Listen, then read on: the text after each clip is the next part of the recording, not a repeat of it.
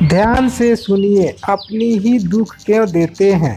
एक दुखियारी माँ की कहानी। किसी समय की बात है, एक धनी परिवार में एक महिला को विवाह के बहुत वर्ष बीतने पर भी कोई संतान नहीं हुई। निरंतर पूजा पाठ करने के कारण एक सिद्ध पुरुष के संपर्क में आने से और उनकी भक्ति भाव से सेवा के परिणाम स्वरूप उनका आशीर्वाद प्राप्त हुआ। महिला और उसके परिवार वालों ने महात्मा से प्रार्थना की कि संतान के विषय में कुछ बताएं। महात्मा ने समझाते हुए कहा कि यह गुण विषय है और इसे ईश्वर की इच्छा मानकर छोड़ देना उचित होगा। किंतु परिवार और उस महिला के बहुत अधिक आग्रह पर बोले, कर्म संयोग से 2 वर्ष के बाद वह महिला गर्भवती होगी और उसे पुत्र रत्न की प्राप्ति भी होगी, लेकिन दुर्भाग्यवश थोड़े दिन में ही वह पुत्र रत्न मृत्यु को प्राप्त हो जाएगी। अब इसको सोचकर बहुत दुखी होना भी ठीक नहीं रहेगा, क्योंकि जो भी घटित होना है उसे कोई रोक भी नहीं सकता है। सब कर्म फल सिद्धांत के अधीन है। 2 वर्ष बीत गए और ठीक उसी प्रकार सब घटित हुआ जैसे कि महात्मा ने कहा था। अब पुत्र पैदा होने से उससे सबको मोह पैदा हो गया था। महिला को जब महात्मा की बात याद आती तो वह बेचैन हो उठती। बच्चे के बोलने का समय आ चुका था। महिला कल्पना करती कि पुत्र उसे माँ पुकारने वाला है और वात्सल्य में विह्वल हो जाती। अचानक एक दिन माँ पुकारने से पहले ही पुत्र की असमय मृत्यु हो गई। सारे परिवार में शोक की लहर व्याप्त हो उठी। सबको पहले से इसका अनुमान था, किंतु माता के लिए इससे अधिक हृदय विदारक कोई कष्ट नहीं था। वह रोती चिल्लाती रही और शव को सीने से चिपकाए तड़पती रही।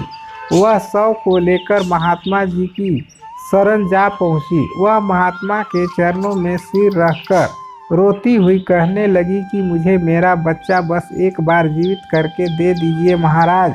मात्र एक बार मैं उसके मुख से माँ शब्द सुनना चाहती हूँ। महात्मा ने उसे समझाने का प्रयास किया। किसी जीव की मृत्यु के बाद उसे जीवित करने की क्रिया विधि के विधान के विरुद्ध है। मैं ऐसा दुस्साहस करके विधाता का प्रकोप नहीं लेना चाहता।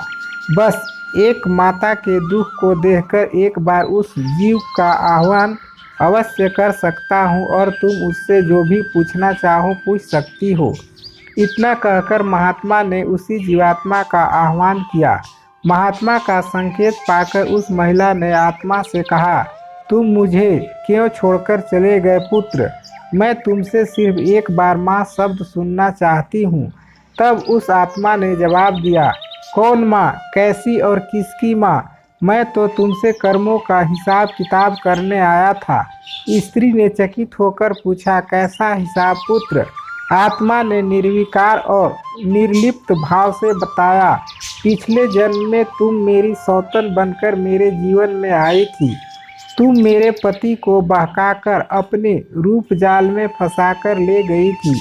मैंने बहुत रो रो कर तुमसे अपना पति मांगा था, लेकिन तुमने एक न सुनी। मेरा जीवन तुमने पति के वियोग में तड़प तड़प कर जीने को छोड़ा था।